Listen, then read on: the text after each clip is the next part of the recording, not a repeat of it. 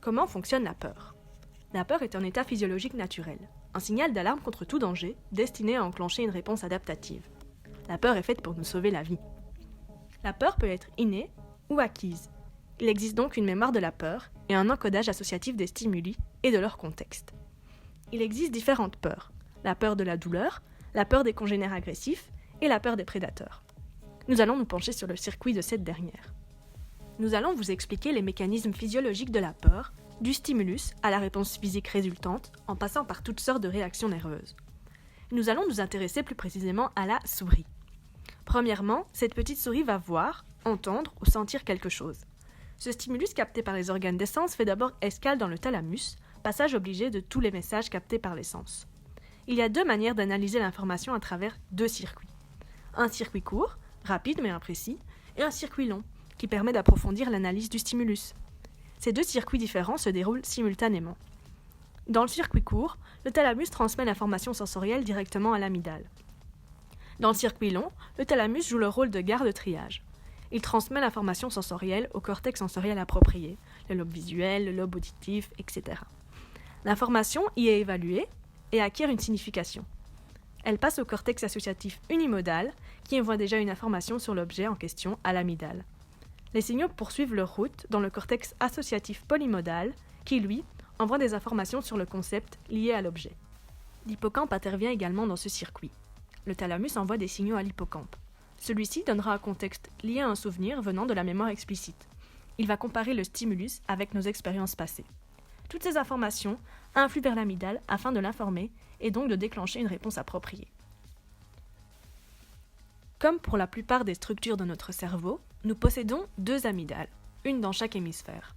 C'est une structure hétérogène complexe, se situant dans le lobe temporal, composée de 13 noyaux chez la souris, eux-mêmes faits de sous-noyaux. Elle fonctionne comme un standard de téléphonie, rassemblant les informations sur les menaces environnementales et les envoyant sur des routes efférentes, distinctes, appropriées en fonction du type de peur.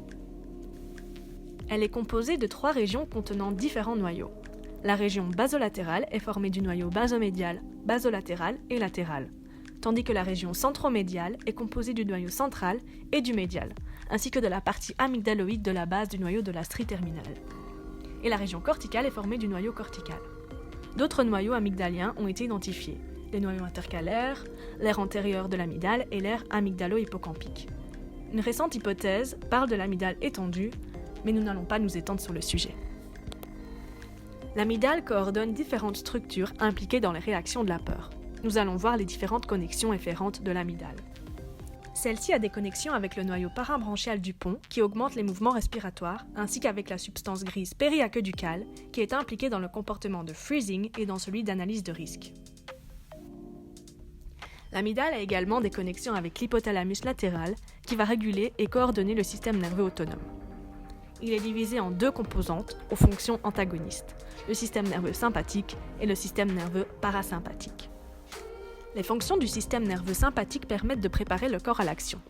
En effet, il provoque la tachycardie, une accélération de la respiration, une dilatation de la pupille pour capter plus de lumière, une augmentation de la pression artérielle, une stimulation des glandes sudoripares ainsi qu'un ralentissement de la digestion. Le foie produit l'énergie nécessaire pour mobiliser les muscles. Le sang afflue dans les bras et les jambes. Même le cerveau se vide d'une partie de son sang, car en cas d'urgence, inutile de réfléchir, il faut agir. Le système nerveux sympathique prépare donc le corps à une réaction de fight or flight, c'est-à-dire combat ou fuite, grâce à un modèle de 2 neurones. Un neurone préganglionnaire, dont le neurotransmetteur est l'acétylcholine, et un neurone postganglionnaire qui innerve le tissu cible et dont le neurotransmetteur est l'adrénaline. Mais dans certains cas, on trouve l'acétylcholine, comme pour les glandes sudoripares par exemple. A l'inverse, le système nerveux parasympathique provoque un retour au calme quand la situation est analysée comme inoffensive par le cortex, comme expliqué précédemment. Ce système est responsable du ralentissement du rythme cardiaque et de la diminution de la pression sanguine.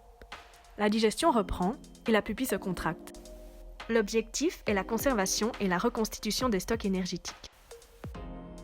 Les nerveuses parasympathiques sont composées de 2 neurones successifs, dont le neurotransmetteur est l'acétylcholine.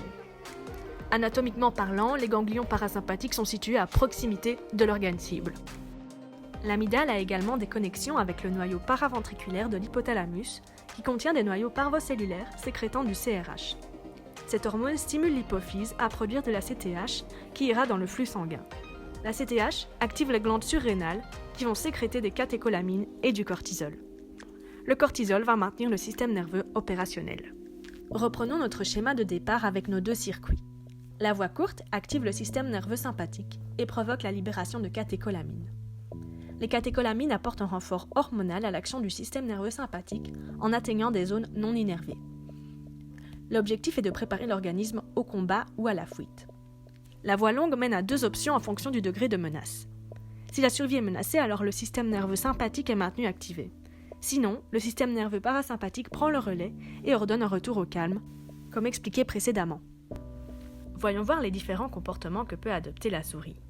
Les scientifiques ont découvert que la stimulation visuelle d'un prédateur qui plane au-dessus de la souris provoque des comportements de freezing, ce qui signifie qu'elle s'immobilise, alors que la stimulation visuelle d'un prédateur qui s'approche rapidement provoque plutôt des réactions de fuite, pour trouver un refuge. Ces résultats démontrent que les souris font naturellement des choix comportementaux fondés uniquement sur la vision.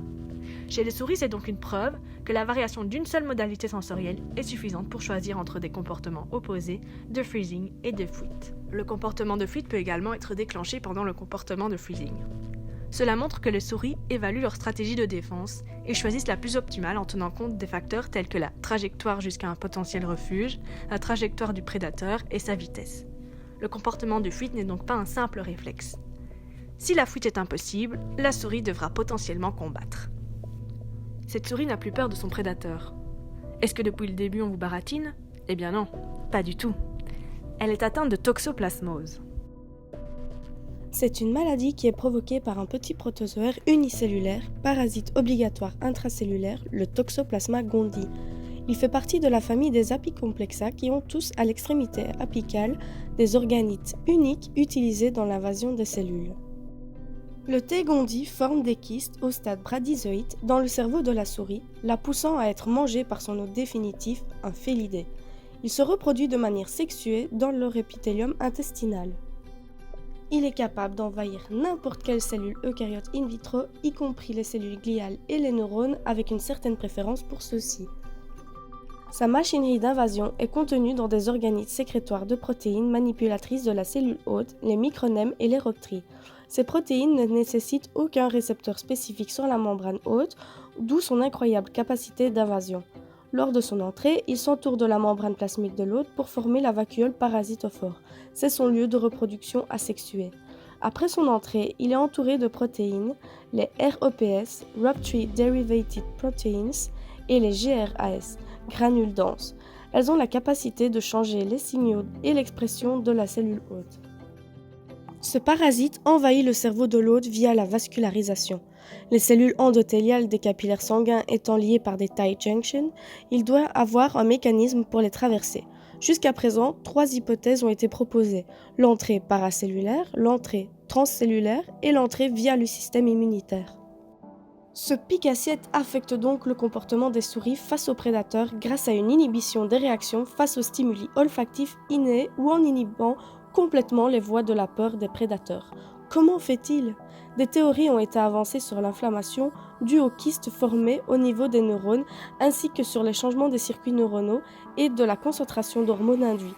De récentes études indiqueraient que la localisation ne serait pas la cause de cette surprenante attitude face aux prédateurs. Et vous, quelle est votre peur ?